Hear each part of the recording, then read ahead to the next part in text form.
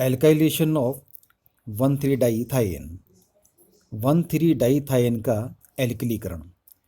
1,3-डाइइथाइएन में उसी कार्बन परमाणु के साथ में दो सल्फर परमाणु जुड़े रहते हैं, अतः उसके साथ जुड़े हुए हाइड्रोजन परमाणु की प्रकृति अम्लीय हो जाती है। इसके pK का मान 32 है। सल्फर परमाणु चूंकि आसानी से ध्रुवित हो सकता है, अतः प्रोटॉन त्यागने के बाद बने ऋणायन के आवेश को स्थायीकृत करने में सहायक होता है। इस प्रकार यदि डाइइथाइएन को ब्यूटिल लिथियम जैसे प्रबल क्षारों के साथ में अभिकृत करवाया जाए तो यह कार्बेनियन रूप में लिथियम लवण बना लेता है। इस लिथियम लवण को यदि किसी एल्किल हैलाइड से अभिकृत करवाया जाए तो 1,3-डाइइथाइएन का एल्काइलेशन हो जाता है। 1,3-डाइइथाइएन वस्तुतः थायोएसिटल होते हैं, जो अम्ल उत्प्रेरक की उपस्थिति में एल्डिहाइड व प्रोपेन 1,3-डाइइथाइल के से संघनन से बनते हैं। यदि इस थायोएसिटेल का एल्किलीकरण करवाया जाए तो थायोकीटेल बनता है, जो जल अपघटित होकर कीटोन मुक्त करता है।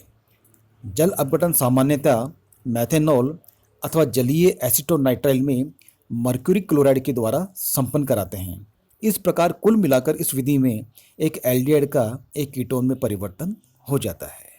नेक्स्ट है एल्काइलेशन एंड एसाइलेशन ऑफ इनामीन्स। इनामीनों का एल्किलीकरण व एसिलीकरण। इनामीन उन यौगिकों को कहते हैं जिनमें एक कार्बन कार्बन द्विबंध के साथ कोई एमिनो समूह जुड़ा हुआ हो। इन्हें बनाने के लिए कार्बोनिल यौगिकों का द्वितीयक एमीन के साथ में संघनन करवाया जाता है। जैसे साइक्लोहेक्सेनोन का जब पिरोलोडीन के साथ में संघनन करवाते हैं तो साइक्लोहेक्सेनोन पिरोलोडीन इनामीन बनता है।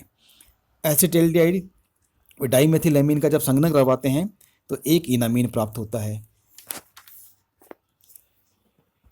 ये अभिक्रिया इमीनियम आयन के द्वारा संपन्न होती है।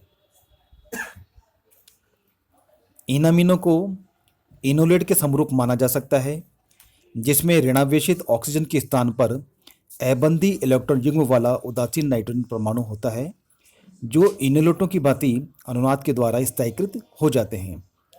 इस अनुनाद के कारण बीटा कार्बन परमाणु पर पर्याप्त कार्बोनियम लक्षण आ जाता है, अतः ये नाभिक स्नेह की भांति व्यवहार दर्शाते हैं। इनामीन को नाभिक स्नेह की भांति प्रयुक्त करने के लिए किसी क्षार उत्प्रेरक की भी आवश्यकता नहीं होती है, जबकि इनोलेट ऋणायन केवल क्षार की उपस्थिति में ही बन सकते हैं। नेक्स्ट है स्टॉर्क इनामीन रिएक्शन। स्टॉर्क इनामीन अभिक्रिया।